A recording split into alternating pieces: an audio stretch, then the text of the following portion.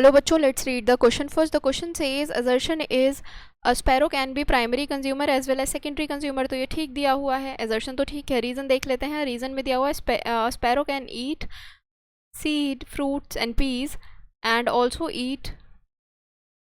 Eat insect and worms. तो ये भी बिल्कुल ठीक दिया है. अगर किसी बच्चों अगर हम किसी भी ट्रॉफिक लेवल की बात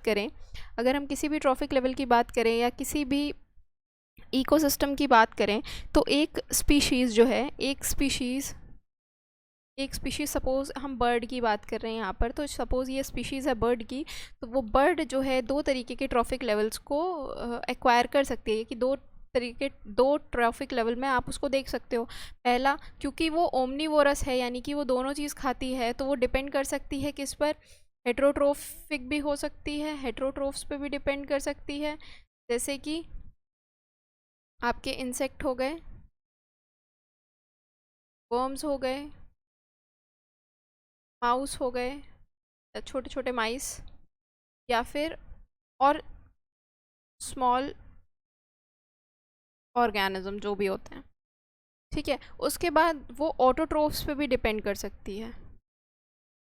ऑटोट्रोफ्स पे डिपेंड करेगी तो किस पे डिपेंड करेगी? तो फिर वो ग्रास पे डिपेंड करेगी. ठीक है. फ्रूट्स पे डिपेंड करेगी, सीड्स पे डिपेंड करेगी. तो ये सारी चीज़ें खाएगी जब वो ऑटोट्रोफ्स को कंज्यूम करेगी, और जब हेटरोट्रोफ्स को कंज्यूम करेगी तो वो ये सारी चीज़ें खाएगी. अब ये बर्ड अगर ऑटोट्रोफ्स को कंज्यूम करती है तो ये क्या हो जाती है? प्राइमरी कंज्यूमर हो जाती है. और यहीं अगर ये इन सारे हेटरोट्रोफ्स को कंज्यूम करती है, सॉरी हेटरोट्रोफ्स की स्पेलिंग गलत है यहाँ पर, हेटेरोट्रोफ्स, अगर वो हेटरोट्रोफ्स को कंज्यूम करती है तो वो कैसी हो जाएगी? तो वो सेकेंडरी कंज्यूमर हो जाएगी. Secondary consumer. तो ये उसका बिहेवियर तय करेगा कि वो as a secondary consumer act कर रही है या as a primary consumer act कर रही है, कि वो कौन से ट्रॉफिक लेवल पे है. तो वो it can be a primary consumer और it can be a secondary consumer. ये ठीक है. और रीज़न क्या है? क्योंकि वो सीड फ्रूट्स एंड पीस खाती है तो वो प्राइमरी कंज्यूमर है, और वो इंसेक्ट और वर्म्स भी खाती है तो वो सेकेंडरी कंज्यूमर है. तो ये दोनों ही बिल्कुल सही दिए हुए हैं. और असर्शन जो है वो रीज़न जो है वो असर्शन को सेटिस्फाई कर रहा है, यहाँ पर एक्सप्लेन कर पा रहा है.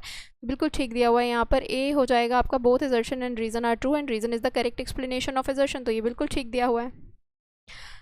बी में दिया हुआ है both assertion and reason are true and but reason is not the correct explanation of assertion. तो ये गलत है. यहाँ पर असर्शन को ट्रू और रीज़न को फॉल्स बोला गया है, या असर्शन को फॉल्स और रीज़न को ट्रू बोला गया है. तो करेक्ट आंसर क्या हो जाएगा बच्चों? आपका करेक्ट आंसर हो जाएगा आपका ऑप्शन नंबर ए. होप आप लोगों को ये सोल्यूशन समझ में आया हो बच्चों. Thank you. All the best.